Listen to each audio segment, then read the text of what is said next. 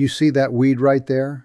The one pushing up through your driveway crack? The one strangling the base of your rose bush? The one that showed up in your lawn 3 weeks after you spent an entire Saturday on your hands and knees pulling everything out? Pull it today and I promise you, it will be back. Same spot, same weed, sometimes two of them where there was one before. And that is not bad luck. That is not because you have bad soil or a bad yard or because you did something wrong. That is a cycle, a very deliberate, very profitable cycle that the weed killer industry has been counting on for decades. Think about how much time you have lost to weeds. Think about the weekends, the early mornings before it got too hot, the sore knees, the bent back, the hours you spent pulling, spraying, digging, and 2 weeks later you walk outside and it looks exactly the same, maybe worse. Because here is the thing nobody ever explains to you at the garden center when you are standing there looking at a wall of weed killer bottles. Every single one of those products is designed to work on what is above the ground, the leaf, the stem, the visible part. And the moment that part dies, the root system, which is still completely alive underground, starts pushing up new growth. You did not kill the weed, you trimmed it, and now it is coming back angrier. This is the business model. Kill the top, leave the root, sell you another bottle next month. The Amish figured this out a long time ago. Communities that have been farming the same land for over 200 years without touching a single synthetic chemical. And their fields are not overrun with weeds. Their garden beds are not a mess. Their paths and fences and borders are clean. Not because they spend more time weeding than you do, but because they stopped fighting weeds the way the industry taught everyone to fight them and started doing something fundamentally different. What they do is not complicated. It does not require special equipment. It does not require expensive products. And once you set it up properly, it keeps working season after season without you having to do much of anything. That is what I am going to show you today. The complete Amish approach to weed elimination, fast kill and permanent prevention. And by the time this video is done, you are going to understand weeds in a way that most people who have been gardening for 30 years still do not understand. Because that understanding is what makes the difference between fighting weeds forever and actually being done with them. Let me start with something that the industry absolutely does not want you thinking about. Weeds are not random. They are not just floating in from somewhere and landing in your yard by accident. Every weed that is growing in your yard right now is growing there for a specific reason. Your soil is inviting it. Dandelions, the ones with the deep taproot that breaks off every time you try to pull it, those grow specifically in compacted soil. That is their biological function. Their taproot physically breaks up hard, compacted ground and pulls minerals up from deep in the soil to the surface. Your yard has compacted soil, and the dandelion showed up to fix it. That is not a coincidence. Clover shows up in nitrogen-deficient lawns. It is a nitrogen fixer. It pulls nitrogen from the air and deposits it into the soil. Your lawn is hungry, and the clover is trying to feed it. Chickweed grows in soil that is high in phosphorus and low in calcium. Plantain grows in soil that has been heavily compacted by foot traffic. Every weed is a message, and when you spray it and kill it without reading the message, the soil condition that invited it is still there. So another one comes, and another one, because the soil is still sending out the same invitation. The Amish read the weeds. They look at what is growing and they use it to diagnose what the soil needs, fix the soil, and the weeds that were there for that reason stop coming back. This is not folk wisdom. This is basic plant ecology, and it is the foundation of why their approach works long-term when everything else fails. But I know you also need the fast kill. You are not going to wait for a soil program to work while your garden looks like a jungle. So let me give you that first, and then we will talk about the permanent solution. The most effective natural fast kill formula that exists, and this has been tested and used by homesteaders and organic farmers for generations, uses 3 things you either already have at home or can get for a few dollars: white vinegar, table salt, and dish soap. 1 gallon of plain white distilled vinegar, 1 cup of table salt, 1 tablespoon of dish soap. Mix them together until the salt is dissolved. Put it in a spray bottle. Now let me explain why this works, because understanding it will help you use it correctly. White vinegar is acetic acid. When it contacts a plant, it pulls moisture out of the cells through a process called desiccation. The plant dehydrates rapidly. On a hot, sunny day, you will see a weed start to wilt and brown within a few hours of being sprayed. The acetic acid does not just affect the surface, it penetrates into the stem and works its way down toward the root, especially when the plant is stressed by heat. The salt does something different. It draws moisture out of the soil around the root zone, creating an environment where the plant cannot rehydrate even if the root is still partially alive. It also interferes with the plant's ability to absorb water and nutrients through its root system. Combined with the vinegar hitting from above, the plant has no recovery path. The dish soap is what ties it together. Plant leaves have a waxy coating that causes liquids to bead up and roll off, the same reason water rolls off a cabbage leaf. The soap breaks that surface tension and makes the vinegar solution stick to the leaf instead of sliding off. More contact time means more penetration, which means faster and more complete kill. Spray it on a hot, sunny, dry day. No wind. No rain expected for at least 24 hours. Get complete coverage on every leaf and stem and drench the base of the plant where the stem meets the ground. That base saturation is critical. That is how you get the solution working toward the root. Now, I need to be completely honest with you about something, because I am not here to give you information that causes problems. This formula will kill any plant it contacts. It does not know the difference between a weed and a tomato plant. So if you are spraying near plants you want to keep, you need to be careful. Use a spray bottle with a narrow stream setting. Shield nearby plants with a piece of cardboard while you spray. Do it on a still day. Be precise. And about the salt, use it with awareness. A small amount used carefully is fine, but if you saturate an area heavily with salt over multiple applications, it can build up in the soil and make it difficult for anything to grow there for a period of time. For a driveway crack or a gravel path where you never want anything growing, that is perfect. For a garden bed where you want to plant things later, keep the salt application light and targeted. Now let me tell you about something even simpler that works just as well in certain situations. Boiling water. This is about as old school as it gets, and it is completely 100% effective on contact. Boil a full kettle. Take it outside while it is still at a full boil. Pour it slowly and directly onto the center of the weed, right where the stem comes out of the ground. Do not splash it around. A slow, concentrated pour directly onto the crown of the plant. Boiling water destroys the cellular structure of the plant on contact. Every cell it touches is killed instantly. And when you pour enough of it slowly into the base, it penetrates down into the root zone and kills the root as well. The weed will be completely dead within 48 hours, and the root will not regenerate. This works best on weeds in driveways, sidewalk cracks, gravel areas, and along fences and borders where you are not worried about nearby plants. It is free. It leaves zero residue, and it is as effective as anything you will ever buy in a bottle. Do it on a dry day when no rain is expected. The heat needs time to work through the soil. And pour deliberately. Slow and targeted, not fast and splashing. Now here is where we move from fast kill to permanent prevention. Because if you only do the kill step, you will be doing it again next season.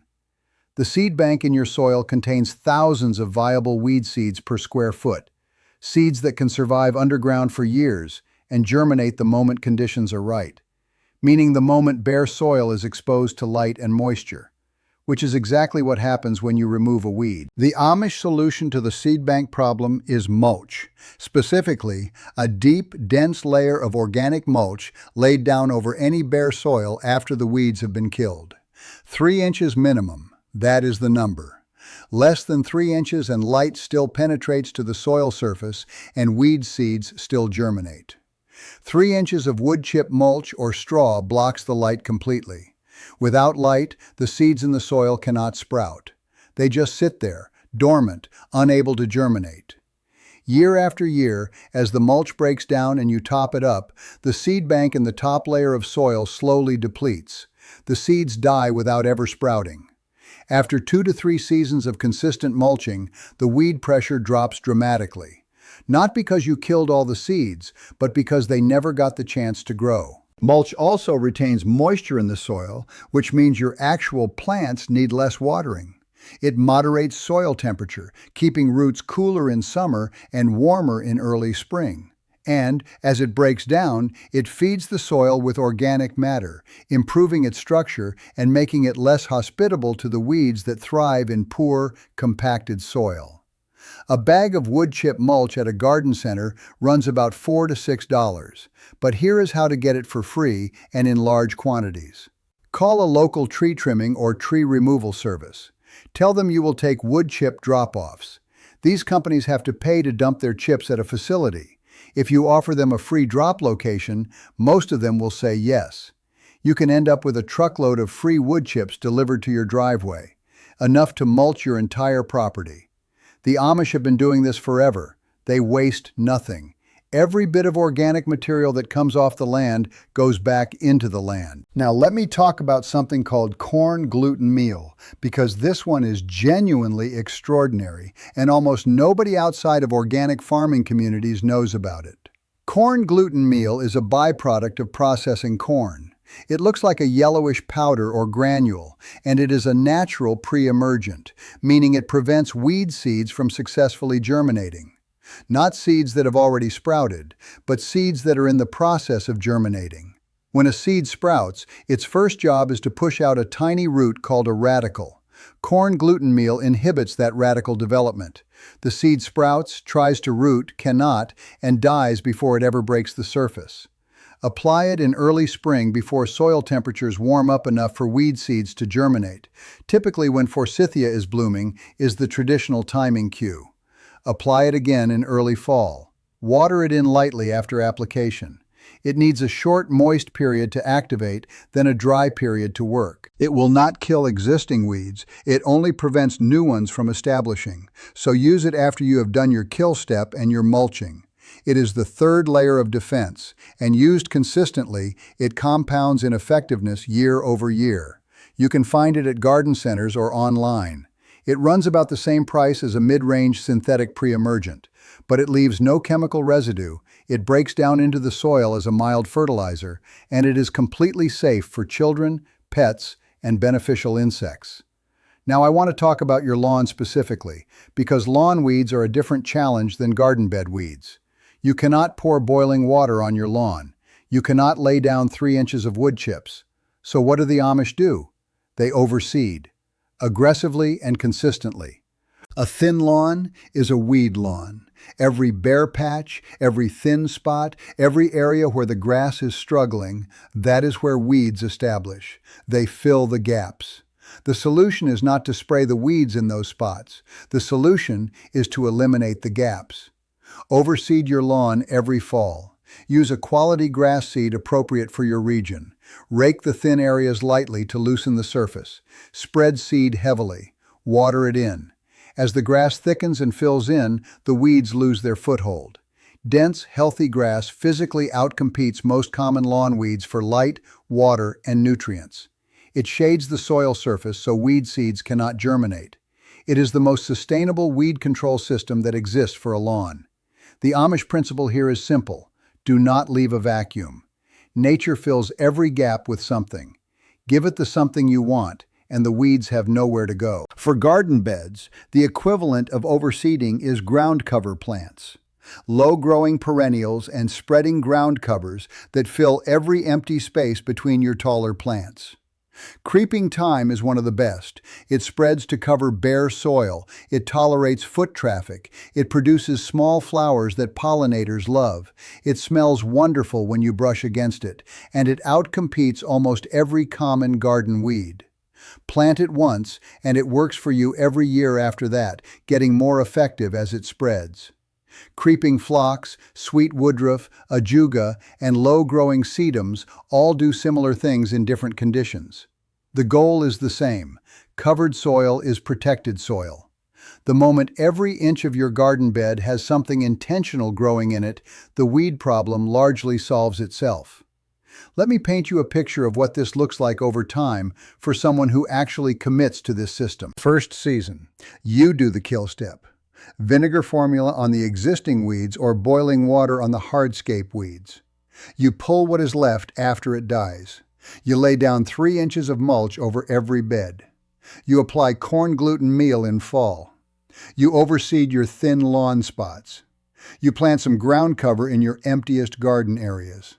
The weeds come back in spots because the seed bank is still active and some roots were deep enough to survive. But it is noticeably less. You spend maybe half the time weeding that you did the previous year. Second season, the seed bank is depleting in the mulched areas. The ground cover is spreading. The lawn is thicker. The weeds that do come up are easier to pull because the soil under the mulch is looser and moister. You are weeding maybe 1/3 of what you used to. You top up the mulch where it is broken down. Third season. Most people who do this consistently describe the third year as the turning point. The weed pressure is a fraction of what it was. A few minutes of pulling here and there is all it takes. The system is working on its own. This is not magic. This is ecology. This is what happens when you work with how plants and soil actually function instead of fighting it with a product every 30 days. The pest control and lawn care industry spends an enormous amount of money making sure you think the chemical approach is the only practical one, that pulling weeds is futile, that natural solutions do not really work, that you need their products. Because if you do this instead, if you mulch and overseed and use corn gluten meal and plant ground covers, they lose a customer forever. You stop buying, and they cannot have that. The Amish never had any of those products, and their land is proof that you do not need them. Here's what I want you to take from this video. Killing the weed above ground without addressing the root and the seed bank is why you are doing this every single year. The vinegar, salt, and soap formula kills fast and it kills the root. Boiling water does the same thing with 0 cost and 0 ingredients. Use both depending on your situation. 3 inches of mulch after the kill is not optional if you want this to be permanent. That is the step that breaks the cycle. Without it, you are just killing and regrowing forever. Corn gluten meal prevents new seeds from establishing. Applied every spring and fall, it compounds over years into dramatically lower weed pressure with no chemical residue. And dense, intentional plantings, thick lawn, spreading ground covers, filled garden beds are the final wall. Weeds fill gaps. Stop leaving gaps and you stop the weeds. You have been sold a subscription to a problem that has a permanent solution. This is the permanent solution. If this helped you today, hit the like button. It helps other people find this video who are still stuck in that cycle of buying and spraying and buying again.